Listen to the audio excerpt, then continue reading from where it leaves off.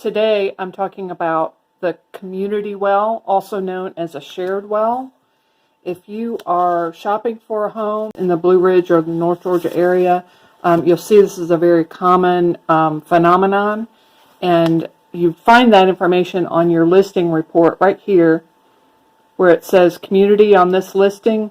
That means the water supply for that house comes from a well where more than one household is connected to the well.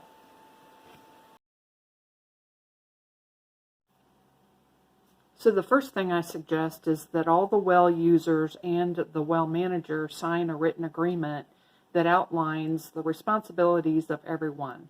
Everyone needs to know how much each household is paying into an account, how that money is accounted for, the record keeping procedures, who is called, at what hours are they available for responding to repair needs, and find out if the manager is on the well. If the manager is on the well, they're more likely to respond to breaks in the water line or well pump failure than somebody who is not affected by those events.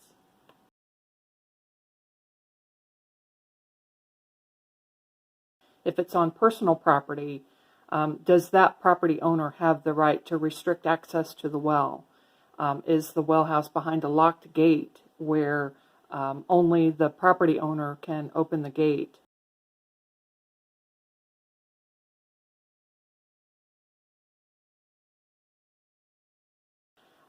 Bacteria could be in the water, and it's very easy to have your water tested here through the county extension office. I cover that in a separate video, but it's important to know if there are any bacteria or chemicals in the water, because you would want to know whether it's safe to drink. In my case, it was $20 a month per household, and we paid that all year long, plus any repairs that came up in addition to that.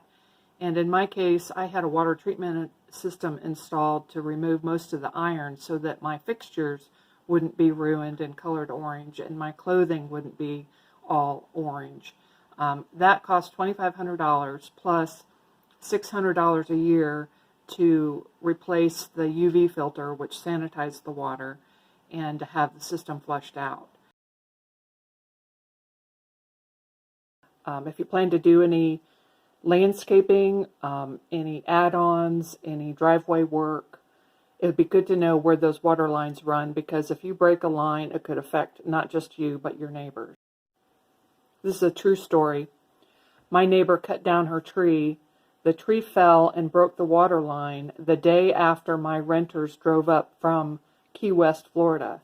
Well, that's a long drive. The second day of their vacation, they were out of water for the rest of their vacation because the tree debris covered where the water line broke, and nobody could find the source of the break. So my poor people were out in the creek with buckets collecting water to boil and to flush toilets. And there were 7 households on the same well, each paying $20 a month to a neighborhood volunteer to have access to the well and to fund a repair account and to pay the power bill for the well pump.